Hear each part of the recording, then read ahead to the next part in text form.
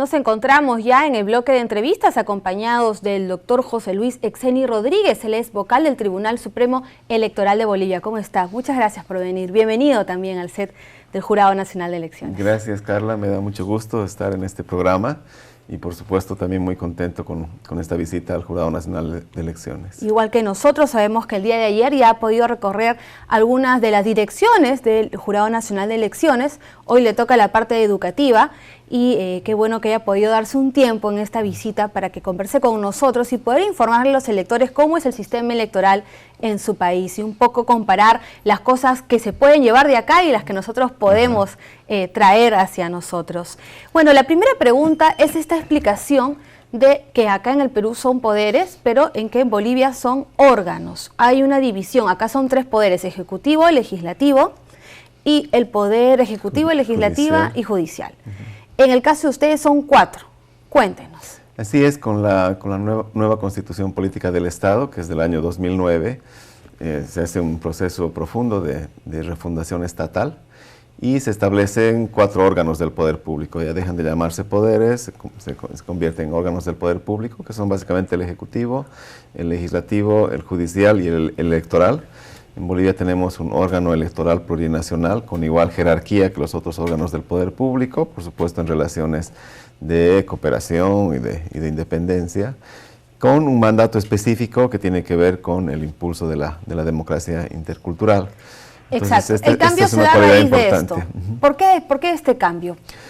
Porque hay un cambio en la propia democracia. Hasta antes de la Constitución teníamos una Corte Nacional Electoral, que era una entidad autónoma que organizaba elecciones. Claro, y usted era presidente. Yo fui presidente de esa corte en el periodo de la transición, justamente, y ahora tenemos un órgano electoral plurinacional que no solo administra elecciones, sino tiene un mandato más grande, que es impulsar la democracia intercultural. Es decir, Bolivia en este momento reconoce 3 formas de democracia: la democracia representativa, que es la que conocemos, por la cual elegimos autoridades y representantes mediante sufragio universal; la democracia directa y participativa, que tiene mecanismos como el referendo, la revocatoria de mandato, las asambleas, los cabildos, la consulta previa, la propia asamblea constituyente, la iniciativa legislativa ciudadana.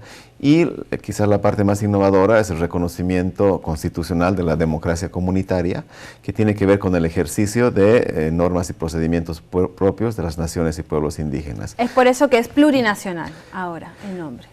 Sí, el Estado boliviano se caracteriza, tiene 2 cualidades. Una es la plurinacionalidad, que básicamente da cuenta del reconocimiento de que en una misma nación cívica, la nación boliviana, coexisten diferentes naciones e identidades culturales.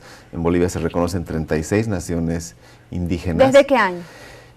Bueno, con la Constitución del 2009 se da este reconocimiento, pero por supuesto son naciones que son preexistentes a la propia república. Claro, me imagino que ha de haber sido un arduo trabajo para poder lograr esto. Sí, porque claro, había una existencia precolonial de estas naciones, pero siempre subordinadas, invisibilizadas, discriminadas. Entonces ha seguido un proceso muy largo de lograr que en la Constitución se las reconozca, y ahora asumamos que Bolivia es un Estado plurinacional. Esa es una de las cualidades. Y la otra es que somos un Estado autonómico, con diferentes niveles de autonomías, departamentales, regionales, municipales, y una que es muy importante, que son las autonomías indígenas. Las indígenas. Es por ello que el propio organismo electoral, órgano electoral plurinacional de Bolivia, se divide en varios organismos. Cuéntenos, ¿cuáles son? Básicamente tenemos el Tribunal Supremo Electoral, que es la máxima instancia en materia electoral en todo el territorio del Estado plurinacional y en los países en el exterior donde se vota. Votamos en 33 países en el exterior, procesos de alcance nacional. Y tenemos tribunales electorales departamentales, son 9, uno por cada departamento, que son más los brazos, digamos, operativos, ¿no? ¿Ellos están instalados permanentemente o son órganos provisionales? No, son permanentes, con toda la estructura y el personal requerido para administrar procesos. Administramos un promedio de 2 procesos por año, ¿no? En los últimos 3 años hemos administrado 2 elecciones de alcance nacional y 3 referendos. Entonces es un trabajo muy intenso y por lo tanto se requiere el equipo permanente, y por supuesto lo reforzamos con personal eventual. Claro, también, es a nivel subnacional, pero también hay otros más locales. Básicamente ese es a nivel departamental, y después ya en procesos electorales se activan los jueces electorales, que son los que Así es. administran justicia en procesos, los notarios electorales, que son responsables básicamente de coordinar los recintos, y los jurados y juradas electorales, que son los ciudadanos y ciudadanas que organizan el proceso de votación en las mesas, ¿no? En las mesas de sufragio. En las mesas y son elegidos por sorteo, ¿no? ¿Ellos también pueden administrar justicia electoral o solamente es el órgano supremo electoral? Solo los jueces electorales en procesos, pero el órgano electoral es el que es responsable de toda la parte jurisdiccional. Nosotros básicamente, a diferencia del Perú, que tiene 3 diferentes cuerpos. Sí, justo, ¿no? Eso quería preguntarle, porque en el sistema electoral peruano pues se divide en la Oficina Nacional de Procesos Electorales, que es el encargado de administrar, de organizar el proceso electoral, ¿no? El Jurado Nacional de Elecciones, que es el que administra justicia electoral y fiscaliza y vela porque los resultados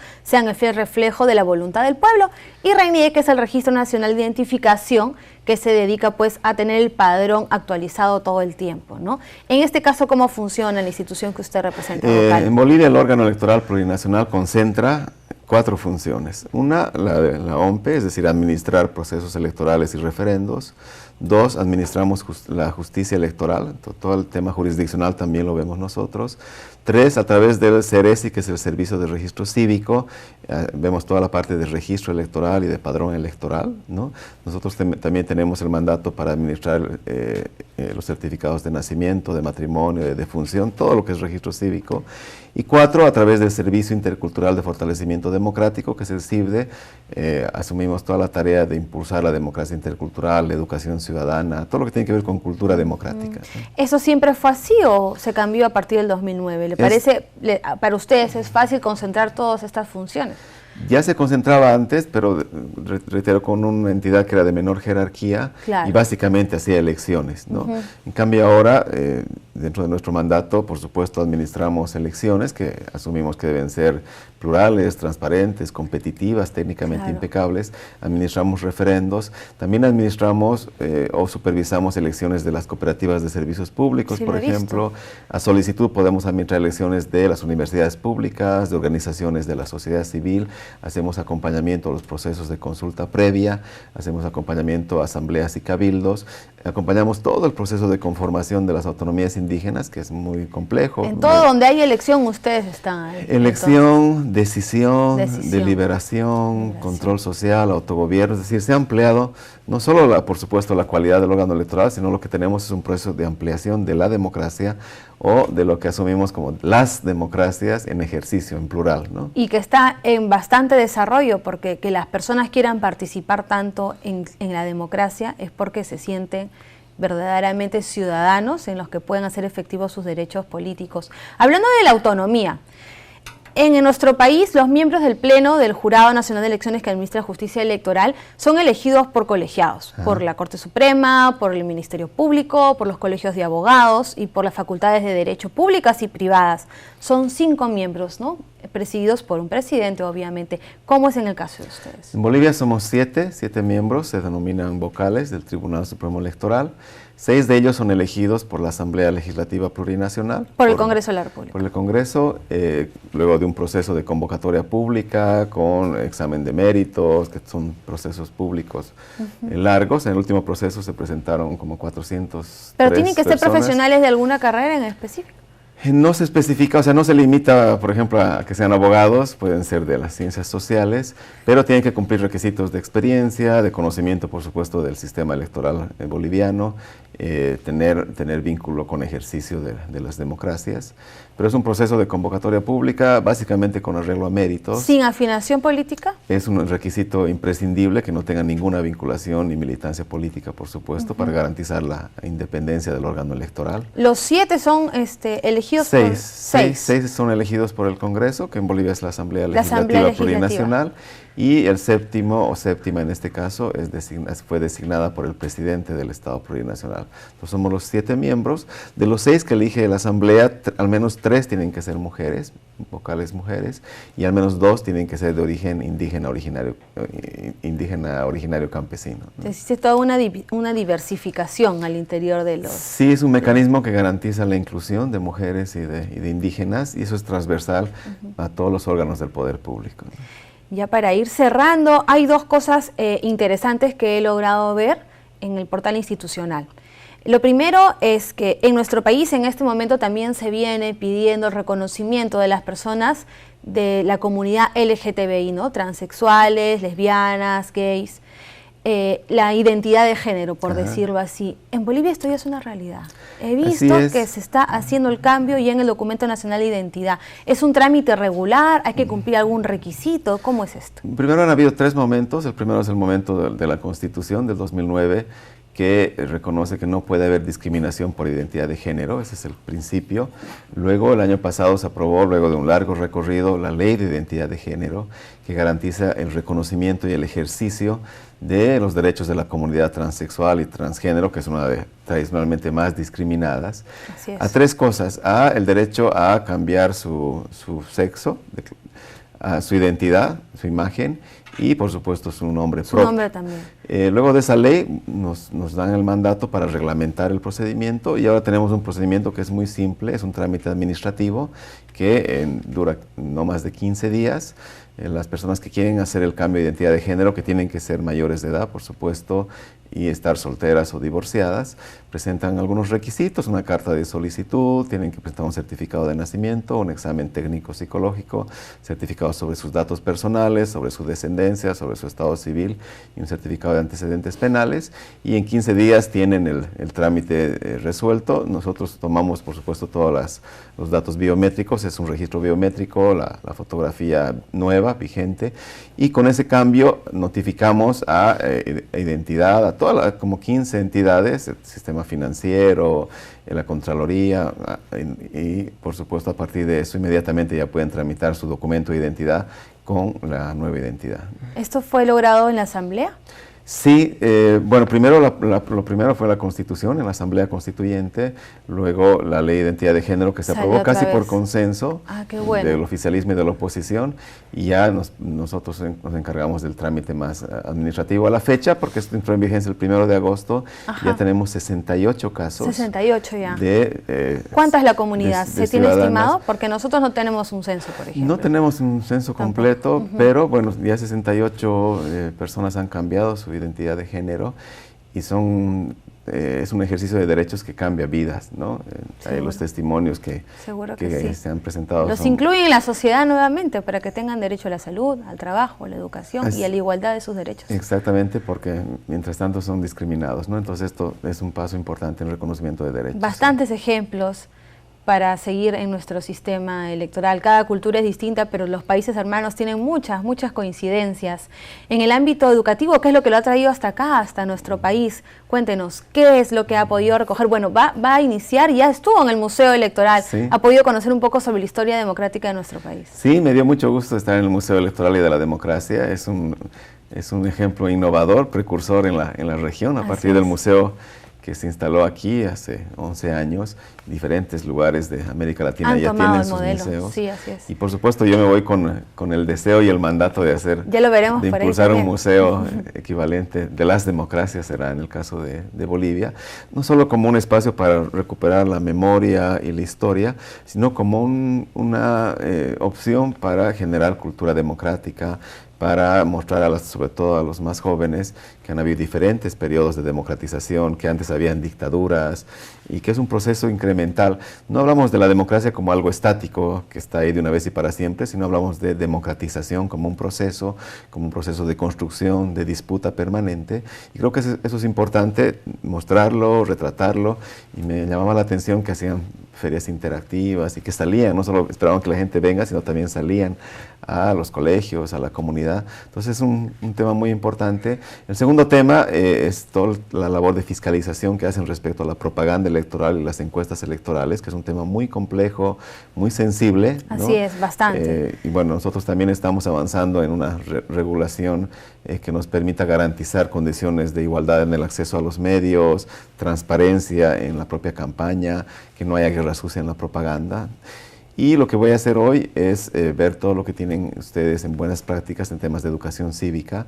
Yo soy responsable de este Servicio Intercultural de Fortalecimiento Democrático y bueno, nosotros impulsamos todo lo que es democracia intercultural en el sistema educativo formal, pero también en la sociedad civil, en las comunidades, alentando no solo lo que es la política institucional, sino también la política en las calles, ¿no? Claro, porque en realidad ser un país, en nuestro caso, tan diverso, ¿no? Cultural y también en la parte del clima, de la geografía, es bastante arduo el trabajo que realiza el órgano electoral para poder llegar a estos lugares y hacer la fiscalización, ¿no? Y también la educación, que en realidad pues es deber del Estado hacerlo, ¿no? No solamente de los organismos electorales, sino también del sector educativo del gobierno que esté a cargo en este momento.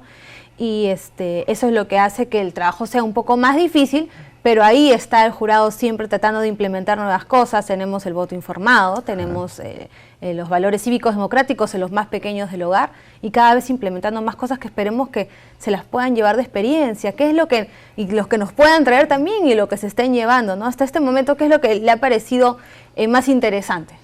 Como le digo, bueno, ayer primero me dio mucho gusto reunirme con el presidente y con los miembros del Pleno del Jurado. Estuvo con el nuevo presidente, señor Víctor Ticón.